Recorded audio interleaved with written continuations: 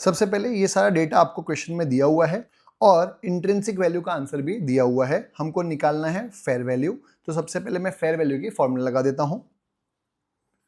Fair value की formula होती है intrinsic value plus yield value that is market value divide by 2, जहां पे इंट्रिंसिक वैल्यू दी हुई है 160। तो मुझे अगर यील्ड वैल्यू मिल जाए और उसको मैं डिवाइड बाय 2 कर दूं तो मेरा आंसर आ जाएगा। यील्ड वैल्यू की फॉर्मूला होती है FMP rate upon NRR into paid up value of each share, जहां पे paid up value of each share और एनआरआर क्वेश्चन में दिया हुआ है। तो अगर आप देखोगे तो NRR that is expected rate of return या नॉर्मल रेट ऑफ रिटर्न दिया हुआ है 12% और paid up value of each share is 80 rupees. तो यहां लगा देता हूं 12% और इंटू 80 रुपीज, मतलब मुझे सिर्फ एक ही चीज निकालनी है, वो है एफएमपी रेट। एफएमपी रेट की फॉर्मूला होती है FMP upon paid up capital into 100, जहां पे पेड अप कैपिटल और इंटू 100 मेरे पास है तो मैं वो लिख देता हूं। पेड अप कैपिटल है 4 लाख और इंटू 100 तो इंटू 100 ही होता है। तो बचा सिर्फ एक ही चीज, मुझे क्या निकालना है, एफएमपी। एफएमपी का मतलब होता है फ्यूचर मेंटेनेबल प्रॉफिट। अगर वो मैं निकाल लेता हूं तो इसको अप्लाई कर दूंगा तो मेरा एफएमपी रेट निकल जाएगा। एफएमपी निकालने के लिए हमको चाहिए होता है एवरेज प्रॉफिट बिफोर टैक्स, जो क्वेश्चन में दिया हुआ है।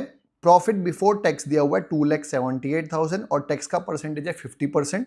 तो यहां लिख देता हूं 2,78,000, इसमें से टैक्स माइनस करूंगा जो है 50%। तो अगर आप कैलसी पे करेंगे 2,78,000 का 50% तो आ जाएगा 1,39,000। ये माइनस कर देंगे तो आ जाएगा 1,39,000 आफ्टर टैक्स।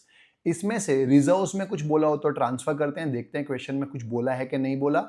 ऐसा बोला है amount to be transfer to general reserve is 25,000, तो वो भी माइनस कर दूंगा। तो 25,000 रिजर्व्स में ट्रांसफर करना है, वो माइनस कर दिया तो ये आ गया 1,14,000। ये आ गया average profit after tax and reserves. इसमें से माइनस करेंगे प्रेफरेंस डिविडेंड। प्रेफरेंस डिविडेंड निकलता है प्रेफरेंस शेयर्स के ऊपर परसेंटेज। प्रेफरेंस शेयर जो है वो 10% वाले हैं, अमाउंट है 3 लाख। तो 3 लाख के ऊपर अगर मैं 10% निकालूंगा तो आ जाएगा 30,000। तो ये 30,000 माइनस कर दूंगा प्रेफरेंस डिविडेंड, तो ये आ जाएगा 84,000। ये आ गया हमारा FMP that is future maintainable profit. ये 84,000 को यहां अप्लाई कर देता हूं तो मेरा एफएमपी रेट आ जाएगा जो आएगा 21%। ये 21% को मैं मेन फॉर्मूला में अप्लाई कर दूंगा। तो 21% को मैंने यहां पे अप्लाई कर दिया। इसको सॉल्व करूंगा तो यील्ड वैल्यू आ जाएगी मेरी 140 रुपीज। अब ये फेयर वैल्यू में अप्लाई कर देता हूं। 140 यहां अप्लाई किया, दोनों को प्लस करके डिवाइड बाय 2 किया तो ये आ गया 150 रुपीज। ये हमारी फेयर वैल्यू आ चुकी है, ये हमारा आंसर है। इजी।